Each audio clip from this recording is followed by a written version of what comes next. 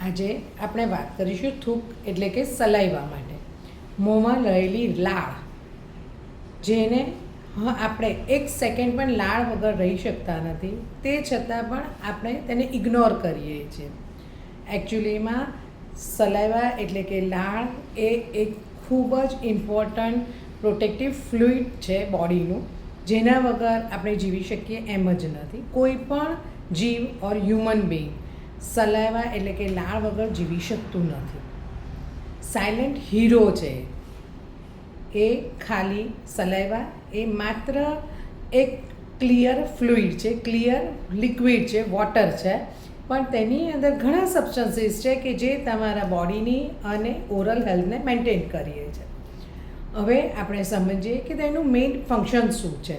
તો સલાઈવા મોંમાં હોય તો આપણને સ્પીચમાં મદદ કરે છે, એટલે કે બોલવામાં આપણે એને લીધે ઇઝીલી વાત કરી શકીએ છીએ અને આપણા વર્ડ સામેનાને ક્લિયર સમજાય છે. બીજી વસ્તુ તો એ સલાઈવા એ મોંને એટલે કે દાંત અને ઓરલ ટિશ્યુઝને કાયમ વોશ કરવાનું કામ કરે છે, જેને લીધે કોઈ પણ ફ્લુઇડ ઓર ફૂડ આપણે જે પણ ખાઈએ છીએ, મોંમાં મૂકીએ છીએ, તે દાંત ઉપર ચોંટી જતું નથી કે કોઈ પણ ટિશ્યુઝ ઉપર ફૂડ ડેબ્રિસ રહી જતા નથી. હંમેશા ડાયજેશન મોંથી જ ચાલુ થાય છે.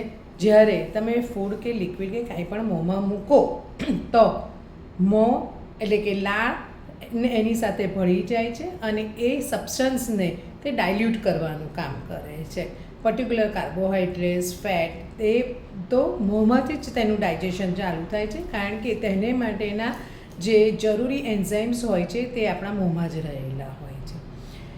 હવે આ જે ફ્લુઇડ છે તે ઘણી વખત વાયરલ ઇન્ફેક્શન્સ અને ઘણા બેક્ટેરિયલ ઇન્ફેક્શન્સ કે ઘણા ફંગલ ઇન્ફેક્શનને અહીંયા મોંથી જ રોકી લે છે, જેને કારણે આપણને બોડીમાં પણ એ થતાં અટકી જાય છે. જેમાં સૌથી કોમન વસ્તુ છે હર્પીસ. હર્પીસ સિમ્પ્લેક્સ કરીને જે વાયરસ છે તે મોંમાં ઘણા અલ્સરો કરે છે.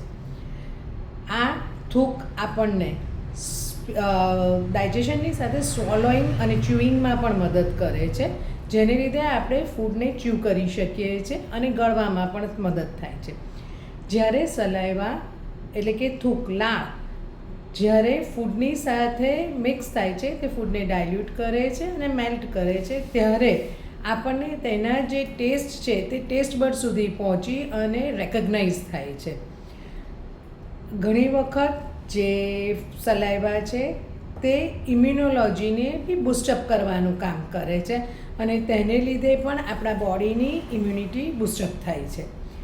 તેથી આપણે જાણ્યું કે ઘણી બધી વસ્તુઓમાં સલાઈવા મદદ થાય છે. હવે નવા મેડિસિન વર્લ્ડમાં લોકો આ સલાઈવાથી જ ઘણા ટેસ્ટ કરી શકાય છે અને એને વધારે ને વધારે ડાયગ્નોસ્ટિક ટૂલ તરીકે યુઝ કરવાનો પ્રયત્ન કરીએ છીએ, કારણ કે એક તો સલાઈવાનો ટેસ્ટ કરવો એ ઇઝી છે અને બીજું તે નોન ઇન્વેઝિવ છે.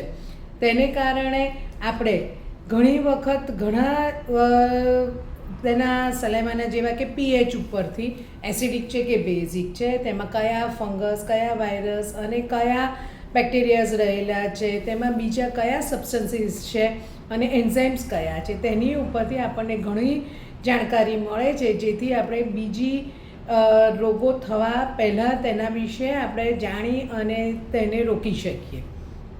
એટલે સલાઈવા ખૂબ જ ઇમ્પોર્ટન્ટ વસ્તુ છે. હવે આ સલાઈવા ક્યાંથી પેદા થાય છે, થૂક મોંમાં ક્યાંથી આવે છે? તો થૂક મોસ્ટલી મોંમાં લાળ ગ્રંથિઓ થ્રુ જ આવતું હોય છે, જેમાં મેઇન પેરોટિડ ગ્રંથિ, સબમેન્ડિબ્યુલર ગ્રંથિ અને સબલિંગ્વલ લાળ ગ્રંથિ રહેલી છે.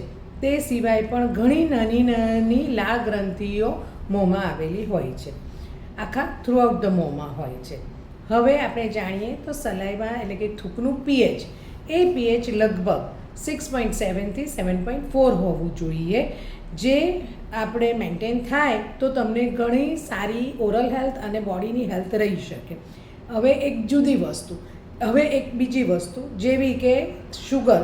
આપણે ઘણા નવા એમાં આપણે જંક ફૂડ અને બીજા ઘણા શુગરી ફૂડ બહુ જ ખાતા હોઈએ છીએ.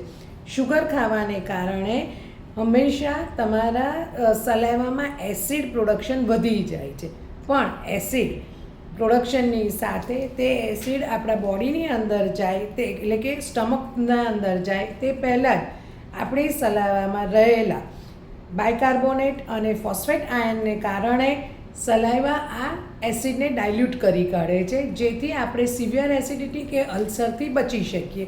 પ્લસ આપણને શુગરને પણ ત્યાં તે ડાયજેસ્ટ કરે, તેને કારણે આપણને એ શુગર બોડીમાં જઈ અને બગાડ કરતો અટકાવે છે. હવે તમને શુગર આ એક તો શુગરનું પ્લસ આ શુગર જે એસિડ પ્રોડ્યુસ કરે છે તેને લીધે જે બેક્ટેરિયા છે તે બેક્ટેરિયા આપણા ટૂથને અને ઇનેમલને ખાવાનું કામ કરે છે અને તેને લીધે ત્યાં કેરીઝ પણ થઈ શકે છે. તે પણ સલાઈવાના લીધે એક તો વોશિંગની એક્ટિવિટી અને બીજું કે એની સાથે આ શુગરને ડાયલ્યુટ કરવાનું બે કામ થવાને કારણે આપણને જે ઇનેમલ છે તેની કેરીઝ નથી થતી, બીજું ઇનેમલનો સડો નથી થતો અને તેની સાથે એ ડીમિનરલાઇઝેશન ઓફ ટૂથ સ્ટ્રક્ચર પણ રોકી લે છે અને એમાં રહેલા જે બીજા તત્વો છે તે રીમિનરલાઇઝેશન ઓફ ઇનેમલ એટલે કે ઇનેમલને રિપેર કરવાનું કામ કરે છે. આ રીતે આપણને સલાઈવાથી ઘણો સપોર્ટ મળતો હોય છે, તેથી આ સલાઈવાને મેન્ટેન કરવાનું કામ કરવું જોઈએ. હવે આપણને એમ થાય કે સલાઈવા તો ઇગ્નોર કરેલી વસ્તુ છે, પણ તમને ક્યારેક ખ્યાલ આવતો હશે જેવા કે સમરી ડેઝમાં અથવા તો મોન્સૂન ડેઝમાં જ્યારે કે બોડીમાં ડિહાઇડ્રેશન થઈ જાય છે. સમરમાં ઘણો બધો સ્વેટિંગ ને બધું થવાને કારણે આપણું મોં સુકાતું જાય છે. તે જ રીતે મોન્સૂનમાં આપણે પાણી ઓછું પીએ તેથી પણ ડિહાઇડ્રેશન થતું હોય છે. તે એટલે ડિહાઇડ્રેશનને કારણે, બીજું ઘણી મેડિસિન્સની અસરોને કારણે, ત્રીજું આપણને રેડિયેશન થેરાપી જો લેવી પડી હોય તો તેને કારણે અને કોઈક સિસ્ટમિક ડિઝીઝ જેવા કે જોગ્રન્સ સિન્ડ્રોમ એવા બધાને કારણે મોંમાં લાળ ગ્રંથિઓ સુકાય છે અને તેમાંથી નીકળતી લાળ ઓછી પડે છે. આને કારણે આપણને જે થૂક ઓછું પડે છે ત્યારે જ આપણને ખબર પડે કે આપણને કેટલી બધી ડિફિકલ્ટીઝ રેગ્યુલર એક્ટિવિટીઝમાં પડતી હોય છે, બોલવામાં, વાતો કરવામાં, ફૂડ ચ્યુ કરવામાં, ફૂડને સ્વોલો કરવામાં, બધે ફૂડ ડેબ્રિસ ચોંટી જાય એને ક્લિયર કરવામાં, સરસ ટેસ્ટ ના આવે તે માટે આ બધાને કારણે લાળને સાચવવી ખૂબ જ જરૂરી છે અને તેને માટે તમે બનતા બધા જ પ્રયત્નો કરજો. જો જેને બી લાળ ન બરોબર આવતી હોય તો સૌથી પહેલાં તો પ્રોપર લિક્વિડ એટલે કે પાણી જ પીવાનું રાખો. તેથી વધારે જો જરૂર હોય તો સાઇટ્રસ ફ્રૂટ જ્યુસીસ તમે લઈ શકો છો, જેમાં લેમન, ઓરેન્જીસ તે બધું આવે છે, જેમાં વિટામિન સી વધારે હોય તેવી વસ્તુઓ ખાવા પીવાનું રાખો અને વિટામિન સીની ટેબ્લેટ જેવી કે સક્સી કે લીમસી એવું પણ આપ દિવસમાં 2 થી 3 વખત ચૂસી શકો છો. તેથી પણ વધારે જો આપને તકલીફ હોય તો તમે તમારા ઓરલ ડેન્ટિસ્ટને કન્સલ્ટ કરો. અમારે ત્યાં પણ તમે વેલકમ છો અને મારું નામ ડૉક્ટર અનાર પટેલ અને મારો નંબર 9426044806 છે. તમે મને ટેલિફોન પર બી કન્સલ્ટિંગ કરી શકો છો.